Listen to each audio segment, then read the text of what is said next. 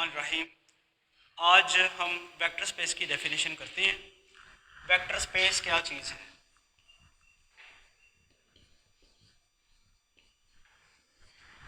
Basically vector space जो है वो एक नॉन एम्प्टी सेट है और उसके ऊपर हम कुछ बाइनरी ऑपरेशंस डिफाइन करके उसको नया नाम पर देते हैं वेक्टर स्पेस। और वेक्टर स्पेस जो हैं वो दो किस्म की होंगी, real vector spaces and complex vector spaces. तो उससे पहले आती है एक डेफिनेशन फील्ड की। कुछ याद है आप लोगों को फील्ड की क्या डेफिनेशन थी? सेकंड ईयर में, फर्स्ट ईयर में आपने पढ़ी है फील्ड, डेफिनेशन ऑफ फील्ड। किसी को याद है? वो एक ना, इसमें आप अगर देखें तो 11 एक्चुअली एक्सियम्स आते हैं।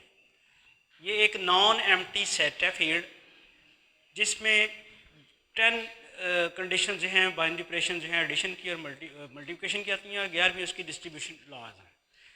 अब मैं आपके लिए ज़रा लिख देता हूँ आपको फील्ड की डेफिनेशन में क्या कहते हैं हम कि non empty set F is said to be a field if, ये जो एक्सियम्स लिखने लगे हूँ ये एडिशन के एक्सियम्स हैं, एक्सियम्स ऑफ एडिशन। ये 6 एक्सियम्स हैं। पहला कंडीशन जो है वो क्या है, इसको अगर आप फील्ड के एलिमेंट्स को एक्स वाई से या अल्फ़ा बीटा से लिख लें, alpha plus beta belong to F for all alpha beta belong to F. इसका मीनिंग क्या है बेटा? जिस नॉन एम्प्टी सेट को आप फील्ड कहना चाह रहे हैं उसके कोई भी दो एलिमेंट्स हम ले लें तो उनको ऐड करें तो वो एलिमेंट, नया एलिमेंट जो है वो एफ में होना चाहिए, उस सेट के अंदर होना चाहिए। अब इसकी मिसाल के लिए मैं एक सेट लेता हूँ, फ़र्ज़ करें, मैं आपको समझाने के लिए कि आप ये समझ रहे होंगे कि ये कौन सा कोई नया काम आपने कह दिया। जब भी आप सेट के दो एलिमेंट्स लेंगे तो उसका सम हम करेंगे तो नया एलिमेंट जो आएगा वो सेट का एलिमेंट ही होगा। ऐसा ही है, आप यही सोच रहे हैं। मिसाल के तौर पे मैं एक आपकी आसानी के लिए एक सेट ए लेता हूँ 1 2 3 बस। अब इस सेट का एक एलिमेंट 1 है, एक एलिमेंट 2 है। जब 1 और 2 में करता हूँ वो 3 आता है, वो तो ए को बिलोंग करता है। लेकिन सिचुएशन यहाँ पे देखिएगा, 2 भी सेट का एलिमेंट है, 3 भी सेट का एलिमेंट है। 2 + 3 जब मैं करता हूँ तो वो क्या आता है 5, जो कि सेट को बिलोंग नहीं करता। तो इस चीज़ को क्लैरिफाई करें। ये पहला एक्सियम जो था, ये कंडीशन क्या, ये बाउंड करती है कि जिस सेट को आपने फील्ड कहना है उसके जब भी कोई दो एलिमेंट्स लें तो उनका सम लाजमी तौर पे उस सेट के अंदर होना चाहिए। यहाँ पे नहीं बन सका तो इसलिए ये फील्ड का तो सवाल ही पैदा नहीं होता। मैंने ये सिचुएशन क्लियर करने के लिए आपको बताया है कि ऐसा हो सकता है कि सेट के एलिमेंट्स लिखे जाए और उनको ऐड किया जाए तो वो नया एलिमेंट सेट के अंदर शामिल ना हो। लेकिन फील्ड अगर आपने किसी को बनाना है तो पहली कंडीशन ये तो वायलेट नहीं होनी चाहिए, ठीक। दूसरी जो इसकी कंडीशन है वो है associative law under addition. Alpha plus beta plus gamma should be equal to alpha plus beta plus gamma for all alpha beta gamma belong to F. यानी कैपिटल एफ के कोई भी 2-3 एलिमेंट्स हमने उनमें से दो को, इनको पहले अल्फ़ा और बीटा को ऐड किया फिर गैमा को ऐड किया, या आपने बीटा और गैमा को ऐड करके बाद में अल्फ़ा ऐड किया, तो दोनों सूरतों में आंसर क्या होगा, सेम आएगा। ये तो सेकंड कंडीशन है इसकी। जो थर्ड इसकी कंडीशन बनती है वो है आइडेंटिटी लॉ। ये पहला जो लॉ था इसे क्लोजर लॉ कहते हैं, या कहते हैं F is closed under addition, इसको हम एसोसिएटिव लॉ अंडर एडिशन कहेंगे। तीसरा एक्सियम जो है आइडेंटिटी एलिमेंट है, यानी एफ में 1 एलिमेंट ज़रूर एग्जिस्ट करना चाहिए। देयर मस्ट एग्जिस्ट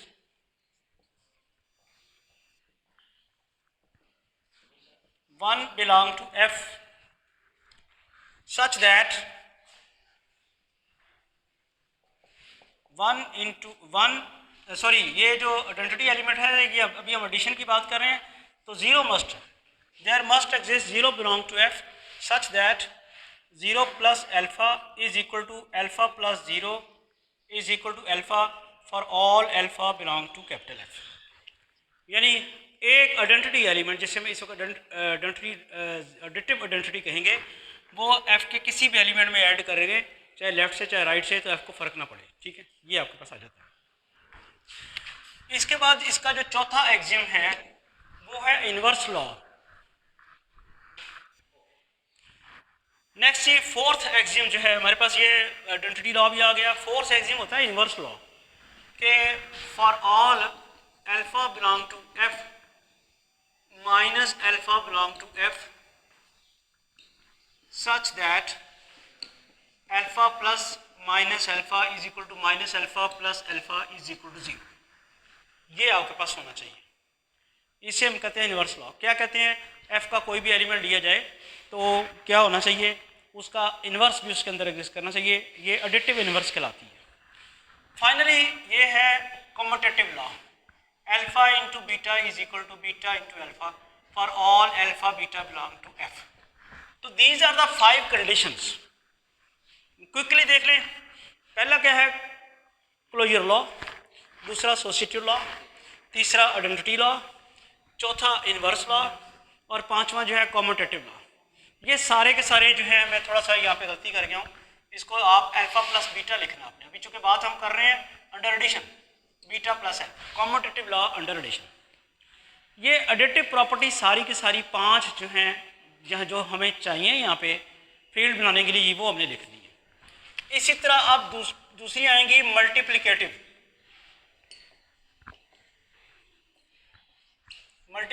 लॉज या प्रॉपर्टीज या एक्सियम्स। वो हमारे पास क्या आ जाएंगे, मल्टीप्लिकेटिव एक्सियम्स कर लें या एक्सियम्स ऑफ मल्टीप्लिकेशन। उनमें पहला वही है जो ये था ना, यही है। इसको मैं सिर्फ ये लिखूंगा नंबर 6 करके, alpha into beta belong to F for all alpha beta belong to F.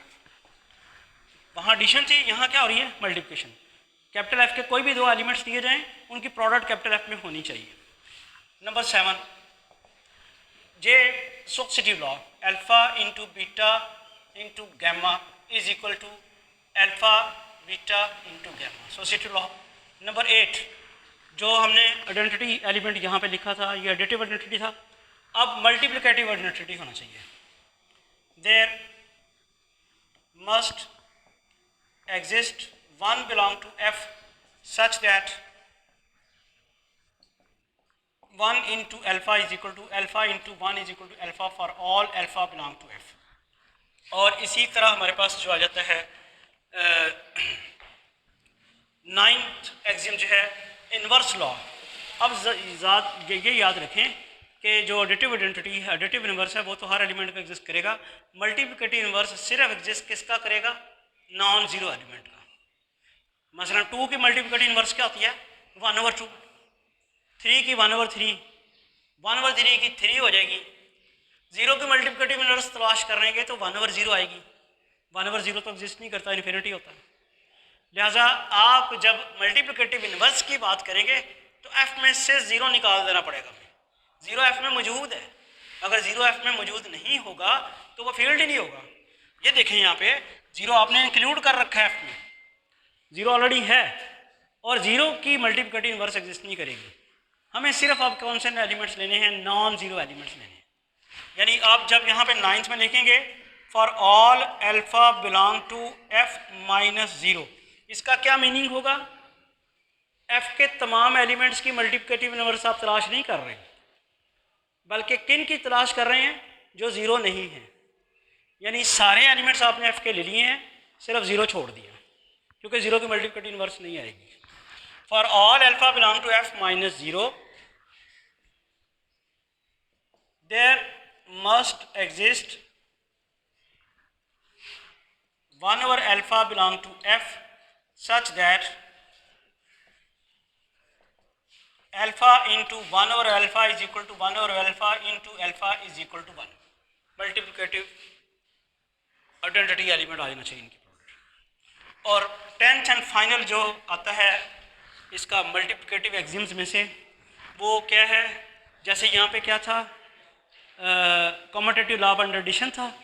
अब कम्यूटेटिव लॉ अंडर मल्टीप्लिकेशन आ जाएगा। Alpha into beta is equal to beta into alpha for all alpha beta belong to F. ये तो addition और multiplication की axioms हमने लिख ली हैं। फाइनली हमारे पास है डिस्ट्रीब्यूटिव प्रॉपर्टीज, डिस्ट्रीब्यूटिव प्रॉपर्टीज या एक्सियम्स कह सकते हैं आप। वो है जी alpha into beta plus gamma is equal to alpha into beta plus alpha into gamma and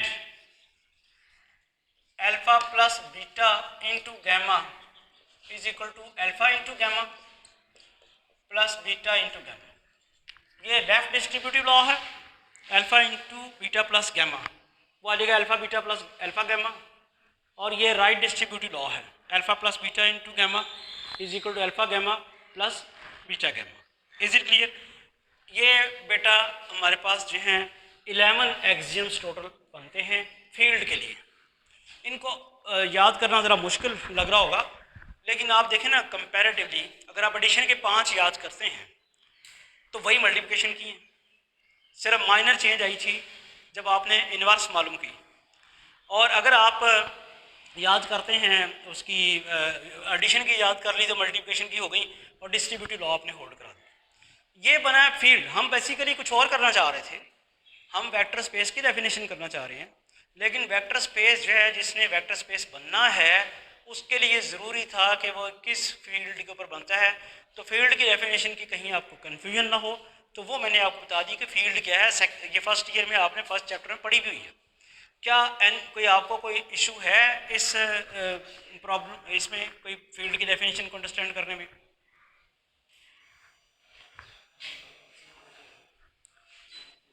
any student who is facing any problems with definition of field? Okay, अब हम चलते हैं जी वेक्टर स्पेस की डेफिनेशन की तरफ कि vector space क्या है।